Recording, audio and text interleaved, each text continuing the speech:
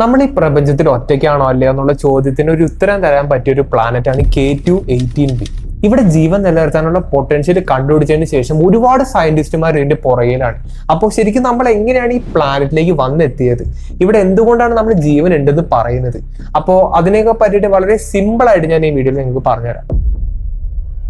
2014 Kepler space ടെലിസ്കോപ്പാണ് K2-18 എന്ന് പറയുന്നത് ഒരു റെഡ് ഡ്വാർഫിനെ നമ്മൾ കണ്ടുപിടിക്കുന്നത്. ഓക്കെ, അപ്പോൾ ഈ ഒരു ഡ്വാർഫിനെ ചുറ്റുന്ന ഒരു പ്ലാനറ്റ് ആണ് K2-18b. ഏകദേശം 124 ലൈറ്റ് ഇയർ ദൂരത്ത് നിൽക്കുന്ന ഒരു പ്ലാനറ്റ് ആണ് K2-18b എന്ന് പറയുന്നത്. 2015 ഹബിൾ സ്പേസ് ടെലിസ്കോപ്പ് ഉപയോഗിച്ചിട്ടാണ് ഈ ഒരു പ്ലാനറ്റിനെ ചുറ്റുന്ന ഈ ഒരു K2-18b എന്ന് പറയുന്ന പ്ലാനറ്റ് നമ്മൾ കണ്ടുപിടിക്കുന്നത്. K2-18 എന്ന് പറയുന്ന ഒരു സ്റ്റാർ നമ്മുടെ സൂര്യനിന്റെ വളരെ ചെറിയൊരു സ്റ്റാർ ആണ്. അതുമാത്രമല്ല, നമ്മുടെ സൂര്യൻ പ്രൊഡ്യൂസ് ചെയ്യുന്ന ആ ഒരു എനർജിയുടെ വെറും 2.3% എനർജി മാത്രം, അല്ലെങ്കിൽ ലൈറ്റ് മാത്രമാണ് ഈ സ്റ്റാർ പ്രൊഡ്യൂസ് ചെയ്യുന്നത്.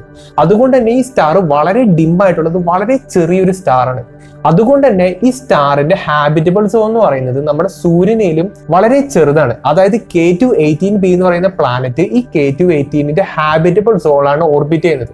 പക്ഷേ K2-18bയും നമ്മുടെ സൂര്യനും ഭൂമിയും തമ്മിലുള്ള ആ ഒരു ഡിസ്റ്റൻസ് വെച്ച് കമ്പയർ ചെയ്യുമ്പോൾ നമ്മുടെ സൂര്യനും ഭൂമിയും തമ്മിലുള്ള ഡിസ്റ്റൻസിന്റെ 16% ഡിസ്റ്റൻസ് മാത്രമാണ് K2-18നും ഈ K2-18bയും തമ്മിലുള്ള ഡിസ്റ്റൻസ്. ഓക്കെ, അതുകൊണ്ട് തന്നെ ഇതിന്റെ ഓർബിറ്റൽ പീരീഡ്, അതായത് K2-18b അതിന്റെ ഡ്വാർഫ് സ്റ്റാറിനെ ചുറ്റുന്ന ആ ഒരു ഓർബിറ്റൽ പീരീഡ് എന്ന് പറയുന്നത് കേവലം 33 ദിവസങ്ങൾ മാത്രമാണ്. അതായത് ആ പ്ലാനറ്റിൽ നിങ്ങൾ നിൽക്കുകയാണെങ്കിൽ അവിടുത്തെ ഒരു വർഷം എന്ന് പറയുന്നത് 33 ദിവസങ്ങൾ മാത്രമായിരിക്കുള്ളൂ. ഒരു മാസമാണ് അവിടുത്തെ ഒരു വർഷം. ഇതിന്റെ വേറൊരു കുഴപ്പം എന്താ പറയുക, ഇത് റെഡ് ഡ്വാർഫ് ആണെങ്കിലും ഇതിൽ നിന്ന് ഒരുപാട് റേഡിയേഷൻസ് എമിറ്റ് ചെയ്യുന്നുണ്ട്. ഓക്കെ, അപ്പൊ നമ്മൾ ഈ സ്റ്റാറിന്റെ എത്ര അടുത്ത് പോയി നിൽക്കുന്നോ അത്രയും കൂടുതൽ റേഡിയേഷൻസ് നമുക്ക് കിട്ടും. അതും ഈ പ്ലാനറ്റ് എന്ന് പറയുന്നത് ഈ ഡ്വാർഫ് സ്റ്റാറിന്റെ തൊട്ടടുത്താണ് ഏകദേശം നിൽക്കുന്നത്.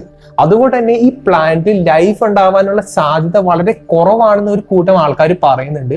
പക്ഷെ ഈ പ്ലാനറ്റിൽ ലൈഫ് പ്രൊഡ്യൂസ് ചെയ്യുന്ന ഒരു തരത്തിലുള്ള ഒരു കോമ്പൗണ്ട് കണ്ടുപിടിച്ചു. അതിനാണ് നമ്മൾ DMS എന്ന് പറയുന്നത്, ഡൈമീഥൈൽ സൾഫൈഡ് എന്ന് പറയുന്ന കോമ്പൗണ്ട് കണ്ടുപിടിച്ചു. നമ്മുടെ ഭൂമിയിൽ സൈറ്റോ പ്ലാന്റ് എന്ന് പറയുന്ന അക്വാറ്റിക് സ്പീഷീസ് പ്രൊഡ്യൂസ് ചെയ്യുന്ന ഒരു തരത്തിലുള്ള കോമ്പൗണ്ട് ആണ് ഈ DMS എന്ന് പറയുന്നത്. അതായത് നമ്മുടെ അറിവ് വെച്ചിട്ട്, നമ്മുടെ ഇപ്പോഴത്തെ ഒരു അണ്ടർസ്റ്റാൻഡിങ് വെച്ചിട്ട് ജീവനുള്ള ഏക പ്ലാനറ്റ് ആണ് ഭൂമി. ഭൂമിയിൽ DMS പ്രൊഡ്യൂസ് ചെയ്യുന്നത് ഈ പറഞ്ഞ സൈറ്റോ പ്ലാന്റംസ് ആണ്. DMS എന്ന് പറയുന്ന ഒരു കോമ്പൗണ്ട് വേറൊരു രീതിയിൽ പ്രൊഡ്യൂസ് ചെയ്യപ്പെടുന്നില്ല എന്നാണ് നമ്മുടെ ഇപ്പോഴത്തെ കറന്റ് അണ്ടർസ്റ്റാൻഡിങ് എന്ന് പറയുന്നത്. ഓക്കെ, അതുകൊണ്ട് തന്നെ ഈ പ്ലാനറ്റിൽ, അതായത് K2-18b DMS കണ്ടുപിടിച്ചത് കൊണ്ട് തന്നെ, ഇതിപ്പോ DMS തന്നെയാണ് വാലിഡേറ്റ് ചെയ്തിട്ടില്ല, ഇപ്പൊ DMS അവിടെ ഡിറ്റക്ട് ചെയ്തത് കൊണ്ട് തന്നെ അവിടെ ലൈഫ് അല്ലെങ്കിൽ അക്വാറ്റിക് ലൈഫ് ഉണ്ടാവാനുള്ള സാധ്യതകൾ ഉണ്ടെന്നാണ് പറയപ്പെടുന്നത്. ഓക്കെ, അപ്പൊ അതുകൊണ്ടാണ് നമ്മൾ അവിടെ ഇവിടെ കേൾക്കുന്നത് ഈ K2-18b ഒരു ലൈഫ് ഉണ്ടെന്നുള്ള കാര്യമൊക്കെ. അങ്ങനെയുള്ള ഒരുപാട് ന്യൂസ് ഹെഡിങ്സ് ഒക്കെ നിങ്ങൾ കേട്ടിട്ടുണ്ടാവും. അപ്പോൾ അതിന്റെ ഒരു മെയിൻ റീസൺ ആണ് ഞാനിപ്പോ പറഞ്ഞത്. രണ്ടാമത്തെ റീസൺ ആണ് അവിടുത്തെ മീഥേൻ കണ്ടന്റ്. ഓക്കെ, അപ്പോൾ മീഥേൻ കണ്ടുപിടിക്കണമെങ്കിലും ഇതേപോലെ തന്നെ ഒരു ലിവിങ് സിസ്റ്റം ഉള്ള ഒരു സ്ഥലത്താണ് ശരിക്കും മീഥേൻ ഗ്യാസസ് അവിടുത്തെ അറ്റ്മോസ്ഫിയറിൽ കണ്ടുവരാറുള്ളൂ. ഇനിയിപ്പോ ലിവിങ് സിസ്റ്റം ഇല്ലെന്ന് വെച്ചോ, ഒരു ലാവ നിറഞ്ഞ ഒരു പ്ലാനറ്റ് ആണ് നിങ്ങൾ ഒരു കൺസിഡർ ചെയ്യാം. ഓക്കെ, അപ്പോൾ ആ പ്ലാനറ്റിന്റെ അറ്റ്മോസ്ഫിയറിൽ നല്ല രീതിയിൽ മീഥേൻ കണ്ടുവരും. അതുകൊണ്ട് തന്നെ അറ്റ്മോസ്ഫിയറിൽ മീഥേൻ കണ്ടുപിടിച്ചുകൊണ്ട് അവിടെ ലൈഫ് ഉണ്ട് നമുക്ക് ഒരിക്കലും ഉറപ്പിച്ച് പറയാനും പറ്റില്ല.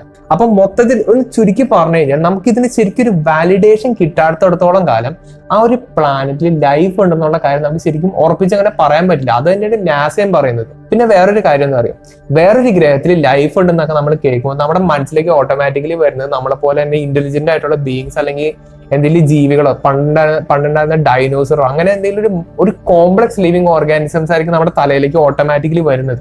പക്ഷേ ഒരു മൈക്രോബിയൽ ലിവിങ് ഓർഗാനിസംസ് ആയിക്കോട്ടെ, അതും ശരിക്കും പറഞ്ഞിട്ട് ഒരു ഏലിയൻ ആണ്. അതായത് നമ്മുടെ ഭൂമിയിൽ വിട്ടിട്ട് വേറൊരു സ്ഥലത്ത് ഒരു ലൈഫ് എന്ന് പറഞ്ഞ ഒരു സംഭവം കണ്ടുപിടിച്ചിട്ടുണ്ടെങ്കിൽ അത് നമുക്കൊരു ഏലിയൻ ലൈഫ് ഫോമാണ്.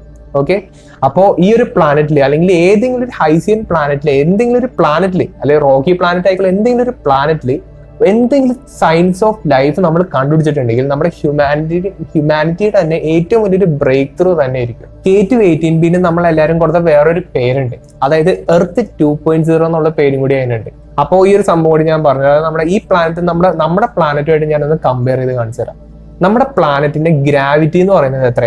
9.8 മീറ്റർ പെർ സെക്കൻഡ് ആണ്, സെക്കൻഡ് സ്ക്വയർ ആണ്. ഓക്കെ, ഈ പ്ലാനറ്റിന്റെ ഗ്രാവിറ്റി എന്ന് പറയുന്നത് 11.54 മീറ്റർ/സെക്കൻഡ് ആണ്. അതുകൊണ്ട് തന്നെ ആ ഒരു കാര്യം തന്നെ നിങ്ങൾ മനസ്സിലായിട്ടുണ്ടാവും, ഈ പ്ലാനറ്റ് നമ്മുടെ ഭൂമിയിൽ വലിയ അല്ലെങ്കിൽ മാസ് കൂടിയൊരു പ്ലാനറ്റ് ആയിരിക്കും എന്നുള്ളത്. അതായത് ഈ പ്ലാനറ്റ് നമ്മുടെ ഭൂമിയിലും 8.6 ടൈംസ് മാസും കൂടുതലാണ്, നമ്മുടെ ഭൂമിനെക്കാളും 2.3 ടൈംസ് റേഡിയസും കൂടി അത്യാവശ്യം വലിയൊരു പ്ലാനറ്റ് ആണ്. ഒരു സൂപ്പർ എർത്ത് എന്ന് പറയാൻ പറ്റുന്ന ഒരു പ്ലാനറ്റ് ആണ് ശരിക്കും K2-18b എന്ന് പറയുന്നത്.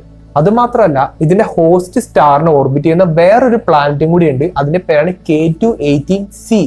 ഓക്കെ, അപ്പോൾ ഇവിടുത്തെ ഹാബിറ്റബിൾ സോണിൽ ഓർബിറ്റ് ചെയ്യുന്ന പ്ലാനറ്റിനെയാണ് നമ്മൾ K2-18b എന്ന് പറയുന്നത്. അതുകൊണ്ടാണ് നമ്മൾ ഈ സംഭവത്തിൽ ലൈഫ് ഉണ്ടെന്നുള്ള കാര്യങ്ങളൊക്കെ നമ്മൾ പറയുന്നത്. ഇനിയിപ്പോ ഈ ഒരു പ്ലാനറ്റ് ഒരു ഹൈസിയൻ പ്ലാനറ്റ് ആണോ എന്നടക്കം നമ്മൾ സ്പെക്കുലേറ്റ് ചെയ്യുന്നുണ്ട്. അപ്പോൾ ചിലർക്കൊക്കെ ഹൈസിയന്റെ അർത്ഥം എന്താണെന്ന് ചിലപ്പോൾ ഡൗട്ട് ഉണ്ടാവും. ഹൈസിയന്റെ ആ ഒരു വാക്കിന്റെ അർത്ഥം ഹൈഡ്രജൻ അറ്റ്മോസ്ഫിയർ നിറഞ്ഞ ഓഷ്യൻ സർഫസ് ഉള്ള ഒരു പ്ലാനറ്റിനെയാണ് നമ്മൾ ഹൈസിയൻ പ്ലാനറ്റ് എന്ന് പറയുന്നത്. അപ്പോൾ അതാണ് ശരിക്കും ആ ഒരു വാക്കിന്റെ അർത്ഥം. നമ്മുടെ ഭൂമിയിൽ നിന്ന് ഏകദേശം 124 ലൈറ്റ് ഇയർക്ക് അപ്പുറം കിടക്കുന്ന ഒരു പ്ലാനറ്റും കൂടിയാണ് ഇത്. 2023 ഈ പ്ലാനറ്റിന്റെ അറ്റ്മോസ്ഫിയറിക് കോമ്പോസിഷൻ നമുക്ക് മനസ്സിലായത്. അപ്പൊ നിങ്ങൾക്ക് ചിലവർക്കൊക്കെ ഒരു സംശയം ഉണ്ടാവും, ഇത്രയും ദൂരത്തിടക്കുന്ന ഒരു പ്ലാനറ്റിന്റെ അറ്റ്മോസ്ഫിയറിക് കോമ്പോസിഷൻ നമുക്ക് എങ്ങനെ മനസ്സിലായി? ഇത്രയും ദൂരത്ത് ഒരു സ്റ്റാറിന് ചുറ്റുന്ന ഒരു പ്ലാനറ്റ് ഉണ്ടെന്ന് നമുക്ക് എങ്ങനെ മനസ്സിലായി? അപ്പൊ അതിനുള്ള ഉത്തരം ഞാൻ വളരെ സിമ്പിൾ ആയിട്ട് നിങ്ങളിത് പറഞ്ഞുതരാം. അതായത് ഞാനൊരു ടോർച്ച് അടിച്ചു വെച്ചെന്ന് വിചാരിക്കാം, ഒരു ബൾബ് കത്തിച്ചു വെച്ചു നിങ്ങൾ വിചാരിക്കാം. ആ ബൾബിന്റെ മുമ്പിൽ കൂടെ ഒരാളിങ്ങനെ പാസ് ചെയ്ത് പോയി കഴിഞ്ഞാൽ അവിടെ ചെറുതായിട്ട് ബ്രൈറ്റ്നസ് ഇങ്ങനെ കുറഞ്ഞു കൂടിയും വരൂലേ? അതായത് അവിടുത്തെ ബ്രൈറ്റ്നസ് ഇങ്ങനെ പയ്യെ ഒരു മിന്നൂലേ? അപ്പോൾ ഇതേ സിറ്റുവേഷൻ തന്നെ ഒരു ഹോസ്റ്റ് സ്റ്റാറിന്റെ ഒരു ഫേസിൽ കൂടെ ഒരു പ്ലാനറ്റ് അല്ലെങ്കിൽ മുമ്പിൽ കൂടെ ഒരു പ്ലാനറ്റ് ഇങ്ങനെ ക്രോസ് ചെയ്ത് പോയാലും ഉണ്ടാവില്ലേ? അതുപോലെ തന്നെ K2-18 എന്ന് പറയുന്ന ഈ ഒരു ഡ്വാർഫ് സ്റ്റാറിന് മുമ്പിൽ കൂടെ ഒരു പ്ലാനറ്റ് ഇങ്ങനെ പോയി കഴിഞ്ഞാൽ നമ്മൾ ഭൂമിയിൽ നിന്ന് ടെലിസ്കോപ്പ് വെച്ച് ഒബ്സർവ് ചെയ്യുമ്പോൾ അതിന്റെ ബ്രൈറ്റ്നസ് ചെറുതായിട്ട് മിന്നൂലേ? അപ്പോൾ ഇതിലൂടെയാണ് നമുക്ക് ഈ ഒരു സ്റ്റാറിന് ചുറ്റും ഒരു പ്ലാനറ്റ് ഓർബിറ്റ് ചെയ്യുന്നുണ്ടെന്ന് നമുക്ക് മനസ്സിലായി. ഇനി ഇതിൽ നിന്ന് നമുക്ക് എങ്ങനെ അതിന്റെ അറ്റ്മോസ്ഫിയറിക് കോമ്പോസിഷൻ പഠിക്കാൻ പറ്റുന്നു എന്ന് ചോദിച്ചു കഴിഞ്ഞാൽ അത് നിങ്ങളൊന്ന് ആലോചിച്ച് നോക്കുക. ഒരു പ്ലാനറ്റിൽ ഒരു അറ്റ്മോസ്ഫിയർ ഉണ്ട്, ആ പ്ലാനറ്റിന്റെ ഓപ്പോസിറ്റ് സൈഡിലാണ് അതിന്റെ ഡ്വാർഫ് സ്റ്റാർ നിൽക്കുന്നത്. നിങ്ങളൊന്ന് ആലോചിക്കാം. ഓക്കെ, അപ്പോൾ ഈ സ്റ്റാറിൽ നിന്ന് ഒരു ലൈറ്റ് ഇങ്ങനെ പ്രൊഡ്യൂസ് ചെയ്യുന്നുണ്ട്. ഈ സ്റ്റാർ ലൈറ്റ് എമിറ്റ് ചെയ്യുമ്പോൾ അത് ഈ പ്ലാനറ്റിന്റെ അറ്റ്മോസ്ഫിയറിന്റെ അതോടെ പാസ് ചെയ്തിട്ട് നമ്മുടെ ഭൂമിയിലുള്ള ടെലിസ്കോപ്പിലേക്ക് വന്നിടിക്കും. അങ്ങനെ ഈ പ്ലാനറ്റിന്റെ അറ്റ്മോസ്ഫിയറിലൂടെ കടന്നു വന്ന ഈ ലൈറ്റിന്റെ സ്പെക്ട്രം നമ്മൾ അനലൈസ് ചെയ്യുമ്പോൾ നമുക്ക് ഈ ഒരു പ്ലാനറ്റിന്റെ അറ്റ്മോസ്ഫിയറിനകത്തുള്ള ഗ്യാസസും കാര്യത്തിന്റെ കോമ്പോസിഷൻസ് ഒക്കെ നമുക്ക് ശരിക്കും പഠിക്കാൻ പറ്റും. അപ്പോൾ അതിനുള്ള ഒരുപാട് ടെക്നോളജി ശരിക്കും നമ്മുടെ JWST എന്ന് പറഞ്ഞ ടെലിസ്കോപ്പിലുണ്ട്. അപ്പൊ അങ്ങനെയാണ് നമ്മൾ ഈ പ്ലാനറ്റിന്റെ അത് DMS ഉണ്ടെന്നും മീഥേൻ ഉണ്ടെന്നും ഹൈഡ്രജൻ ഉണ്ടെന്നുള്ള കാര്യങ്ങളൊക്കെ നമ്മൾ ശരിക്കും പഠിച്ചെടുത്തിട്ട് നമുക്ക് ശരിക്കും മനസ്സിലായത്.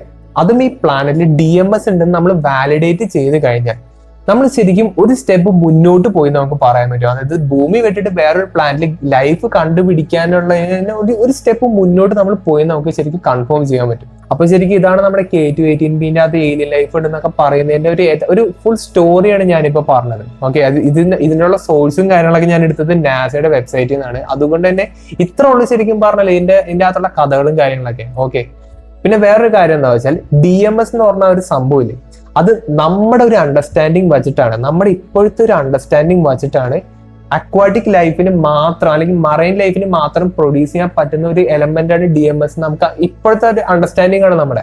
ഓക്കെ, ഇനിയിപ്പോ DMS വേറെ എന്തെങ്കിലും രീതിയിൽ നമുക്കറിയാത്ത, നമുക്ക് അൺനോൺ ആയിട്ടുള്ള വേറെ എന്തെങ്കിലും രീതിയിൽ പ്രൊഡ്യൂസ് ചെയ്യപ്പെടുന്നുണ്ടോ എന്നുള്ള കാര്യമൊന്നും നമുക്കറിയില്ല. ഓക്കെ, നമ്മുടെ ഇവിടുത്തെ ബേസ് റെഫറൻസ് എന്ന് പറയുന്നത് നമ്മുടെ ഭൂമിയാണ്. നമ്മുടെ ഭൂമിയിൽ DMS പ്രൊഡ്യൂസ് ചെയ്യുന്നത് അക്വാറ്റിക് ലൈഫ് കാരണമാണ്. അത് വച്ചിട്ടാണ് നമ്മൾ ഈ വാലിഡേഷൻസ് ഒക്കെ നടത്തുന്നത്. അതിന്റെ അർത്ഥം ഈ പ്ലാനറ്റിൽ നമ്മൾ DMS കണ്ടുപിടിച്ചു എന്ന് കൺഫേം ചെയ്തു എന്ന് വിചാരിക്കാം. അവിടെ ശരിക്കും അത് പ്രൊഡ്യൂസ് ചെയ്യുന്നത് ഒരു അക്വാറ്റിക് ലൈഫ് ആവണമെന്നില്ല. ഓക്കെ, നമ്മുടെ ഇപ്പോഴത്തെ ഒരു അണ്ടർസ്റ്റാൻഡിങ് വെച്ചിട്ടാണ് നമ്മൾ ഇങ്ങനെയുള്ള കാര്യങ്ങളൊക്കെ പറയുന്നത്. ആ ഒരു കാര്യം കൂടി നിങ്ങൾ മനസ്സിലാക്കാം. അത് എങ്ങനെ നമുക്ക് മനസ്സിലാക്കാൻ പറ്റുമെന്ന് ചോദിച്ചു കഴിഞ്ഞാൽ സത്യം പറഞ്ഞാൽ എനിക്കറിയില്ല. എന്റെ അടുത്ത് ചോദിച്ചു കഴിഞ്ഞാൽ എനിക്കത് ഒരിക്കലും അറിയില്ല എന്ന് പറയാൻ പറ്റുള്ളൂ. ഈ പ്ലാനറ്റിൽ DMSന്റെ പ്രസൻസ് നമ്മൾ ഒന്നുകൂടി വാലിഡേറ്റ് ചെയ്യാൻ വേണ്ടിയിട്ട് MIRI എന്ന് പറഞ്ഞ ഒരു ഇൻസ്ട്രുമെന്റ്, അതായത് JWSTയിൽ ഘടിപ്പിച്ചേക്കുന്ന ഈ ഇൻസ്ട്രുമെന്റ് ഉപയോഗിച്ചിട്ട് നമ്മൾ ഒന്നും കൂടി അനലൈസ് ചെയ്യും. അപ്പൊ ഏകദേശം 6 മാസത്തോളം എടുത്താലാണ് നമുക്ക് ഇതിന്റെ ഒരു ഡേറ്റയും കൂടി നമുക്ക് കിട്ടുള്ളൂ. അപ്പൊ അതും കൂടി കിട്ടിക്കഴിഞ്ഞാൽ മാത്രമാണ് ഈ പ്ലാനറ്റിൽ DMS ഉണ്ടോ എന്ന് നമുക്ക് ശരിക്കും കൺഫേം ചെയ്യാൻ പറ്റുള്ളൂ.